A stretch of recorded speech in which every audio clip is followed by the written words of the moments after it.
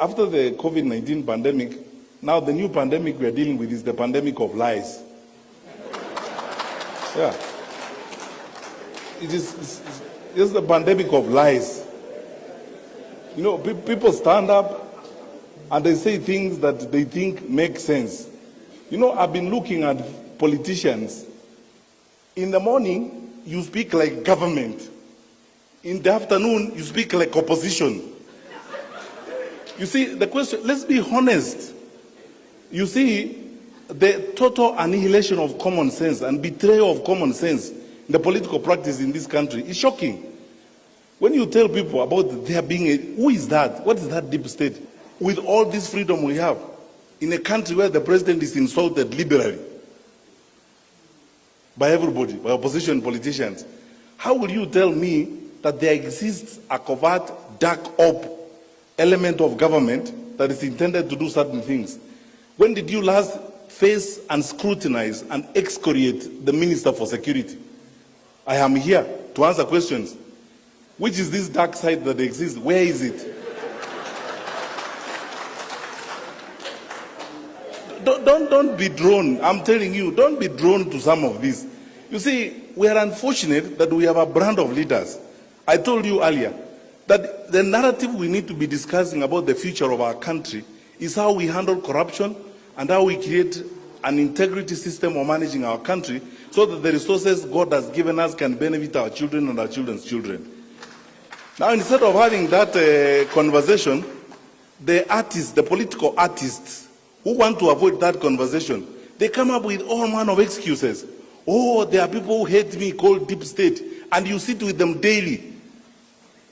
So when do they become deep? When they are with you or when they are not with you?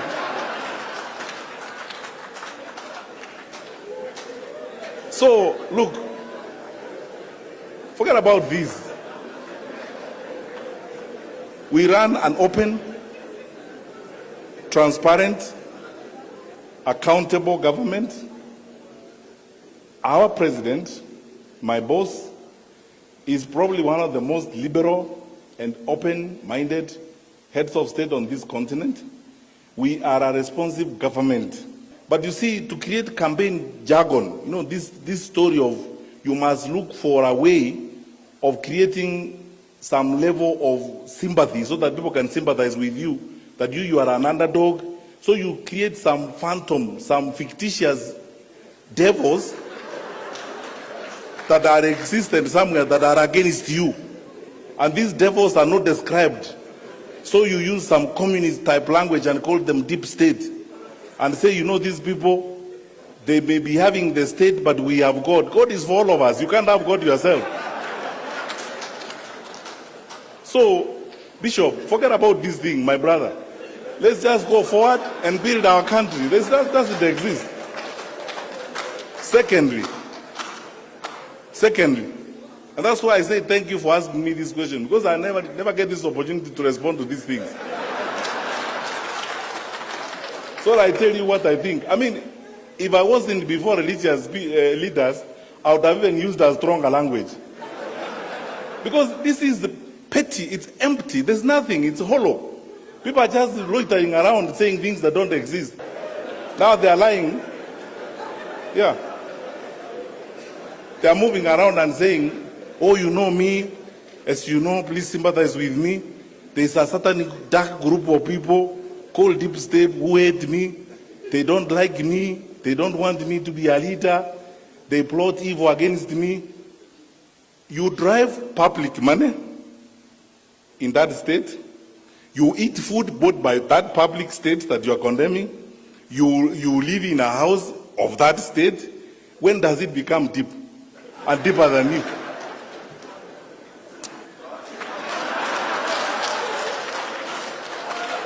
Forget about these jokes.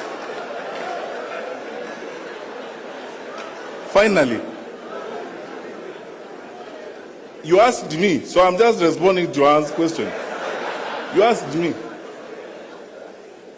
how are we okay if the president is involved? You know, sometimes I don't know whether to laugh or cry. Where do we live? We have to choose what we want. Do we want democracy or autocracy? We say, okay, we are a democratic institution. When did the president lose his democratic right? So that he's supposed to keep quiet because you are president, see no evil, hear no evil, say nothing. You are president. When you try to say, we tell you, no, you are president, keep quiet. So, don't say anything. And you are not supposed to associate with anybody, you are not supposed to tell anybody. I have not heard my boss, our president, anywhere in this country, both in private and in public, telling anybody, this is a presidential decree, you must go this way. I've never heard him say such things. The president speaks like the leader of our people, like we expect all leaders to speak. In my view, this is what I think I would like would happen to our country. And you have the democratic right to agree or disagree with him. And nothing will happen to you by the way you disagree with him. And nothing will happen with you if you agree with him. That's the country we are building. You saw President Obama, before he left office, on the campaign trail for the Democratic Party candidate. Did that happen or it did not happen? That is supposed to be the icon of democracy in the world. I mean, you have seen presidents who are leaving office on the campaign trail for their successors and so on. The president is expressing his view. To gag the president and say now, you see, sometimes I wonder, one group of society is saying, our president is our leader, he should therefore guide us. Then he wakes up in the morning, he says, okay, good people, me, I think this is the way we should go. Another group comes and says, no, shut up, you are president, don't talk to us. It doesn't work like that. Allow me please to use this phrase, let's not be pretentious. Let's be honest to each other. And let us not sacrifice common sense on issues like this. Everybody can express themselves. We are in a free society. Sasa tujenge nchi yetu jamani. Na tushirikiane. Rais wetu means well. When he says, he doesn't tell us, oh, from today I have decreed. I've never heard him say that. Yeah, anasema mimi kwa maoni yangu vile naona, this is how it. And you know, by the way, if he never gave any maoni, we'll also wonder, this one, he doesn't have a view about how we should go. And then now he's carrying the burden of leadership. As a leader, I have led you for 10 years now. I thank God for the opportunity. I've made my contribution. This is where I think I've moved the country to. And in my view, this is how I suggest we proceed. When my father here, His Grace, the very Reverend Dr. Jackson Elizabeth, serves out his term in the Anglican Church. If I meet him out there, and there's going to be a leadership contest in the Anglican Church, and I ask him, Your Grace, you from your experience, what do you think? Then he tells me, no, Bishop so-and-so actually served with me. He was my moderator at this particular place, he was there. But I think Bishop so-and-so Chola has got more experience because we were together, he has trained this, he has done that. Now, why would I condemn him for saying that?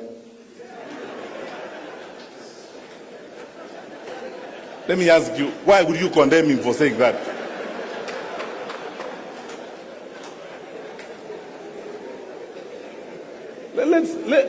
Bishop, let's be honest and serious. Why would you condemn him? Because I've gone to him as my father. We are choosing a leader in the Anglican Church.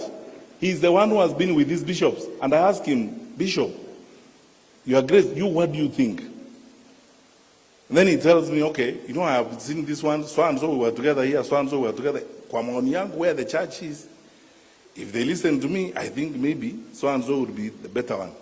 But anyway, it's up to the House of Bishops. When they choose their leader, they will choose their leader. Whomever they choose, I will go by it. But maoni yangu ni hivi. So why would you tell him, hey, you are a bishop, you keep quiet for now. Let us now choose without you. You keep your peace. I pray that as we go through this experience, the thing that we lack most in this country, especially among us, a lot of our political players, is something called honesty, being sincere about things. If I'm in a team together with my brother, the Honorable, the Attorney General, and I hold a responsibility with him, it's okay to have different opinions. But it's also responsible to execute those differences in a responsible manner.